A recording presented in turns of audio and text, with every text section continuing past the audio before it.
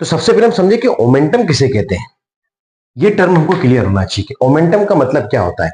Omentum plural word है, omenta single word है। Folds of peritoneum which connects the stomach to the other abdominal organs are known as omentum. Single में omenta. ये दो होते हैं, greater omentum and lesser omentum. हम बात करेंगे आज ग्रेटर ओमेंटम की। तो ग्रेटर ओमेंटम के इंट्रोडक्शन में आप लिखेंगे, फर्स्ट पॉइंट हमेशा की तरह इंट्रोडक्शन लिखना है। तो इंट्रोडक्शन के अंदर आप लिखेंगे कि the greater omentum is a large peritoneal fold which hangs down from the greater curvature of the stomach like an apron or a curtain. It covers the loops of intestines to variable extent even up to the pelvis. Okay, फिर से देखो, समझो इसको।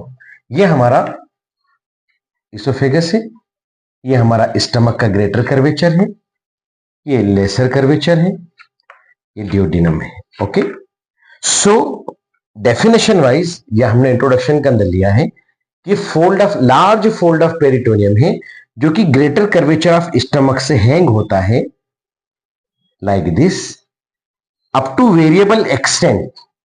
और जितने भी loop of intestine के नीचे अगर इसको उठा के देखेंगे तो स्मॉल इंटेस्टिन, जिजुनम, इलियम, ये सबको कवर करते हुए जा रहा है, ट्रांसवर्स कोलन, ठीक है, इनको कवर करते हुए नीचे लटक रहा है।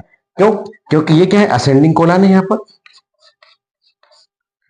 ओके, और ट्रांसवर्स कोलन इसके पीछे आ गया, ये डिसेंडिंग कोलन है। Is it clear? तो वेरिएबल एक्सटेंट ये हमने बनाया है, समझिए कितनी भी एक्सटेंट तक जा सकता है, अप टू पेल्विस, पेल्विस तक जाता है। ये हम कैसे देख रहे हैं, फ्रंट से देख रहे हैं, ठीक है। अगर हम इसको साइड बनाएंगे, अगर हम साइड से, तो चेस्ट है, ये एब्डोमेन है, ऐसे गए, पहले बना चुके हैं अपने डायग्राम को। अगर हम इसका सजेटल सेक्शन, लेटरल सेक्शन देखें तो लेटरल व्यू में ऐसा दिखेगा, और ये सारी चीजें कटी कटी दिखेंगी हमको, है ना। यहाँ पर हमको लीवर दिखेगा, ऑफ कोर्स कट सेक्शन में। यहाँ पर हमको कट में स्टमक दिख जाएगा, यहां से हमको ट्रांसवर्स कोलन दिख जाएगा, यहीं पर हमको पेंक्रियाज मिल जाएगा। Is it clear? यहां तक समझ में आया? कट सेक्शन, ये मैं छोटे छोटे कुछ पार्ट्स ले रहा हूं, पूरा डायग्राम बनाया तो बहुत सारे बने, पहले हम पढ़ा चुके हैं इसको, ठीक है।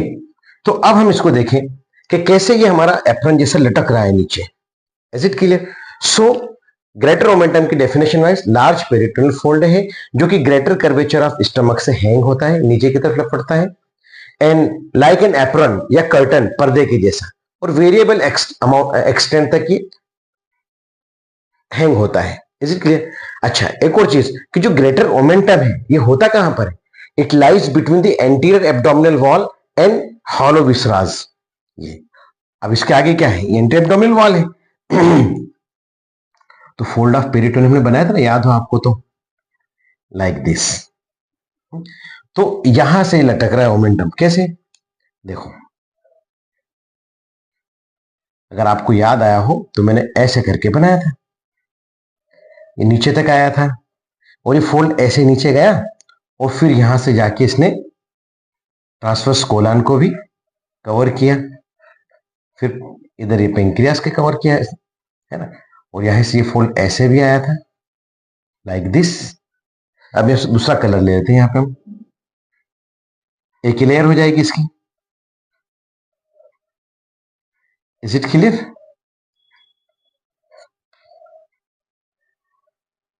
Like this. तो ये ग्रेटर सेक बना था, ये लेसर सेक बना था, और ये ग्रेटर सेक बना था।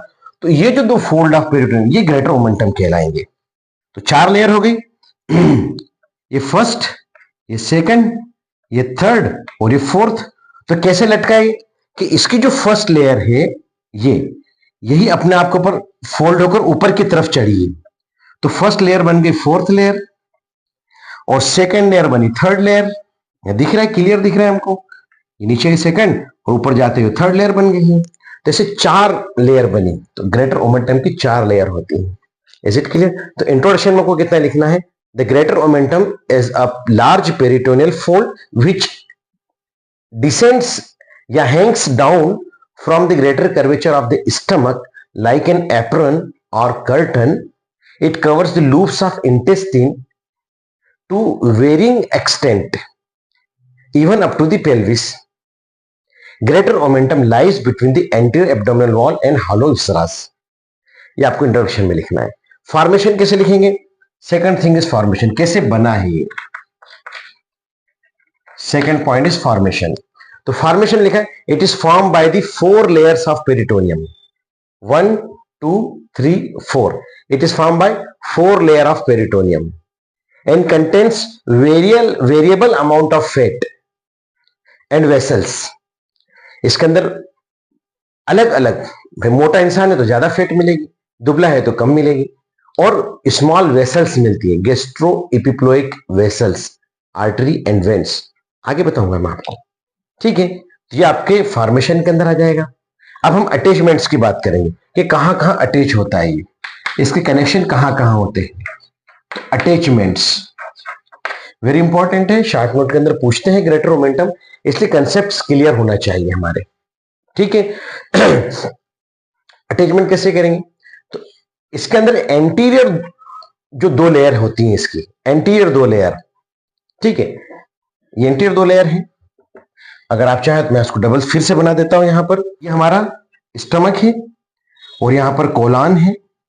तो इसकी जो लेयर आई यहां से, जो लीवर के बाद से स्टमक को कवर करते हुए नीचे आई और यहां से रिफ्लेक्ट होकर ऊपर की तरफ चढ़ी और फिर यहां मीजोकोलान बनाया, कोलॉन को कवर किया लाइक दिस, और ये पोस्टे एब्डोमिनल वॉल पे चली गई. यहां पर हमारा पेंक्रियाज है, this portion is for pancreas. इसकी सेकंड लेयर आती है, ये सेकंड लेयर आई और यही रिफ्लेक्ट होकर जब ऊपर चढ़ती है तो थर्ड लेयर बन जाती है और ये ऊपर के ऊपर निकल जाती है. Is it clear? और ये बन जाएगा हमारा लेसर सेक. तो लेसर सेक ऑब्लिटरेटेड होता है. ठीक है, और ग्रेटर सेक यहां पर है, this one is a greater sac. ये हमारा ग्रेटर सेक बनेगा पूरा, यहां से यहां बना देंगे, this is greater sac, this is lesser sac. मैंने आपको पढ़ाया पेरिटोनियम के अंदर, आप याद रखना इसको. तो ये जो 2 लेयर आई हैं, एंटीरियर 2 लेयर्स अटैचमेंट में, तो anterior 2 layers descends from greater curvature of stomach to a variable extent and folds upon themselves, और अपने आप के ऊपर या फोल्ड बैक होती है और क्या करती है, असेंड्स, ऊपर की तरफ चढ़ती है to the transverse colon. This is transverse colon and transverse mesocolon. ठीक है, और ये क्या होती है, एंटीरियर टू द पेंक्रियास. ये पेंक्रियास के एंटीरियरली होती है. ये हम सजाइटल सेक्शन देख रहे हैं इसका. Is it clear? ये क्लियर हुआ? ये डायग्राम मैंने यहां भी बनाया था. तो इसके अटैचमेंट समझ में आए. अब हम बात करेंगे पार्ट्स या कंपोनेंट्स की. तो पार्ट्स या कंपोनेंट्स में क्या लिखेंगे कि मेनली इसके अंदर गेस्ट्रोकोलिक लिगामेंट होता है. गेस्ट्रोकोलिक लिगामेंट होता है. अब मैं अगर यहां बनाऊं फिर से, तो ये क्या है, हमारा डायफ्राम है और यहां पर हमारा स्प्लीन है, ऑफ कोर्स स्टमक से लगा हुआ. तो यहां से ये जो लिगामेंट जा रहे थे इसको कहते हैं गेस्ट्रोफ्रेनिक लिगामेंट, और स्प्लीन को पकड़ के रखने वाले गेस्ट्रो स्प्लीनिक लिगामेंट. और यहां पर जो फोल्ड बना, ये जो फोल्ड बना ये वाला, यहां पर बना ये गेस्ट्रोकोलिक लिगामेंट, कोलान को कवर करने वाला, ये मेन होता है. ग्रेटर ओमेंटम का ये मेन पार्ट होता है. ये पूरी चारों लेयर मिलकर बनाती है ग्रेटर ओमेंटम. और यहां अगर आपको याद है मैंने बनाया था लेसर ओमेंटम, यहां की तरफ बनता है lesser omentum.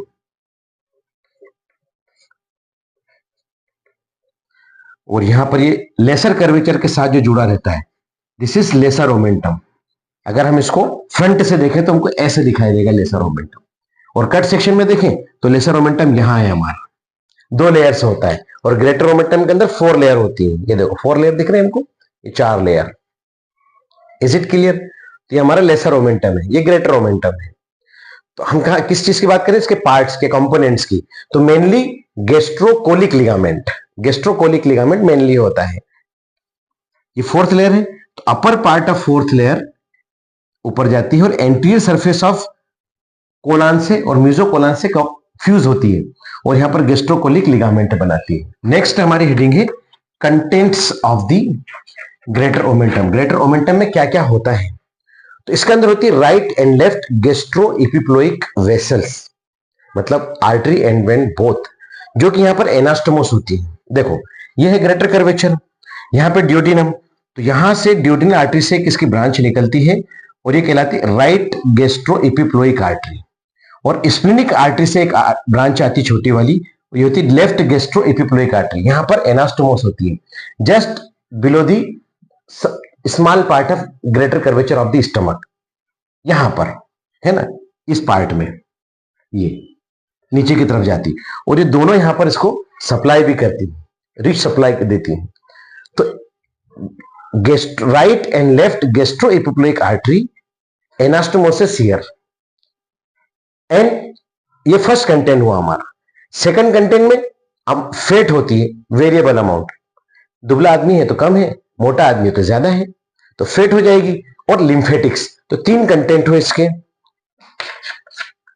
Gastro epiploic vessels हुई, फैट हुई और लिम्फेटिक्स हुई, ये इसके कंटेंट्स हो गए। नेक्स्ट हेडिंग होगी blood supply of the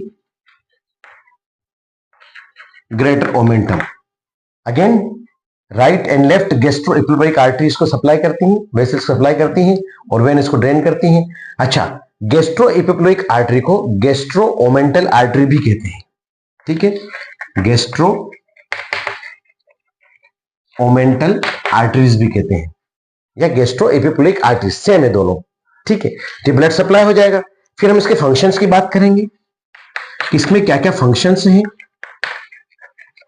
functions के अंदर first store house of fat, greater omentum क्या है, फैट का स्टोर हाउस है।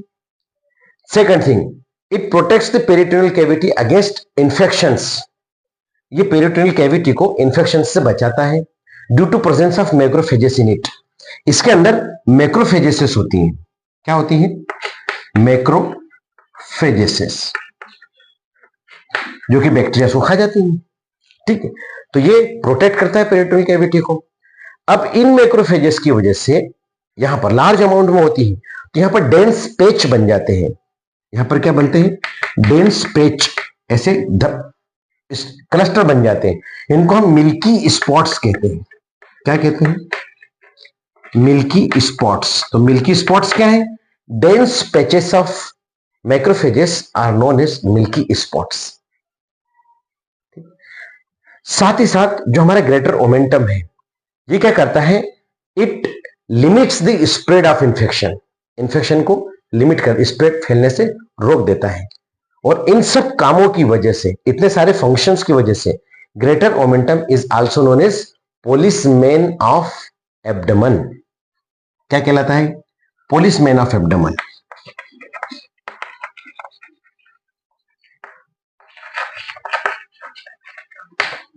ग्रेटर ओमेंटम को पोलिसमैन ऑफ, इन सारे फंक्शंस की वजह से policeman of abdomen. Last but not least applied aspect, applied anatomy. Applied anatomy के अंदर फंक्शंस तो हमने देख ही लिए सारे के सारे, इसमें फंक्शन भी आ जाएगा कि it limits the spread of peritonitis, अगर पेरिटोनाइटिस हो रहा है, inflammation of the peritoneal cavity हो रही है, तो उनको पेरिटोनाइटिस कहते हैं, तो उसको स्प्रेड करने से लिमिट कर देगा। मोस्ट इंपॉर्टेंट है ओमेंटल ग्राफ्ट या ओमेंटल पेचेस, ये दो चीज याद रखना आपने। एक तो है ओमेंटल पेच,